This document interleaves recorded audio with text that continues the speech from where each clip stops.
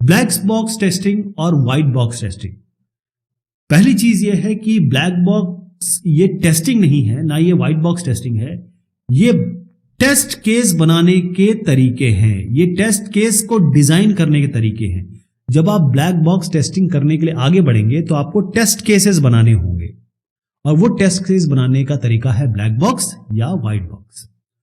Black box का मतलब ये होता है कि ये बिल्कुल बॉक्स बिल्कुल आपके लिए ओपेक है, आपको इसके अंदर कुछ दिखाई नहीं दे रहा है, ना आप देखना चाहते हैं। आप केवल इनपुट देंगे और आउटपुट लेंगे।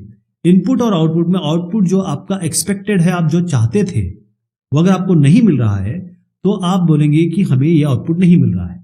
अब मान लीजिए ये सॉफ्टवेयर या हार्डवेयर तमाम फंक्शन करता है, कब तमाम काम करता है, मान लीजिए 10 काम करता है, तो 10 टेस्ट केसेस आप लिख देंगे, एक इसके लिए, दूसरा दूसरे के लिए, ऐसे 10 टेस्ट केस लिख देंगे। ये आपका ब्लैक बॉक्स टेस्ट केस बनाने का तरीका हो गया। व्हाइट बॉक्स टेस्टिंग में आप इनपुट और आउटपुट वैसे ही देंगे, लेकिन आपको इसके इंटरनल स्ट्रक्चर का पता होगा। इसका मतलब यह है कि आपको पता होगा कि अगर आपका लॉजिकल पाथ है, या कोई इफ एल्स है, या इफ देन एल्स है, या किसी ने व्हाइल लूप यूज किया है, या किसी ने मान लीजिए स्विच यूज किया है, सबको आप चेक करेंगे। कम से कम एक बार आप वो रास्ता तय करेंगे। कहने का मतलब, अगर आप ए डेस्टिनेशन से बी डेस्टिनेशन में जा रहे हैं और इसके 3 रास्ते हैं, व्हाइट बॉक्स में हम ये तीनों कम से कम एक बार जरूर चेक करेंगे। क्लियर? तो ब्लैक बॉक्स टेस्टिंग का मतलब ये है कि अंदर की जो नॉलेज है, जो कोडिंग हुई है, या जो आपने कंस्ट्रक्ट यूज किए हैं, ब्लैक बॉक्स में उसको जानने की आवश्यकता नहीं होती है।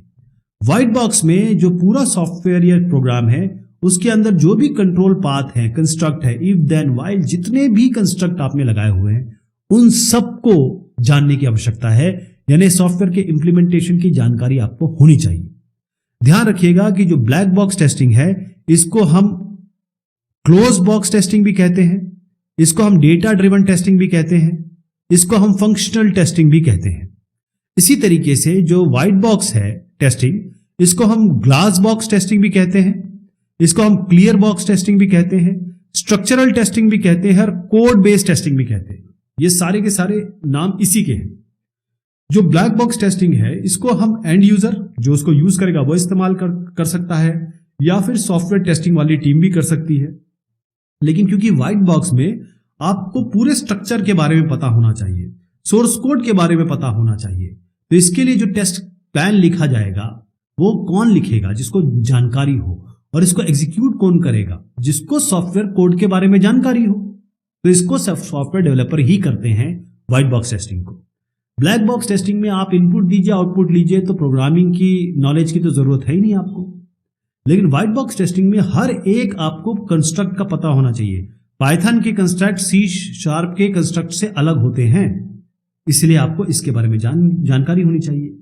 ब्लैक बॉक्स टेस्टिंग की अगर एग्जांपल लें, तो जैसे मैंने बताया, फंक्शनल टेस्टिंग, NFR जो नॉन फंक्शनल टेस्टिंग होती है, रिग्रेशन टेस्टिंग होती है, ये सारे ब्लैक बॉक्स टेस्टिंग में आते हैं।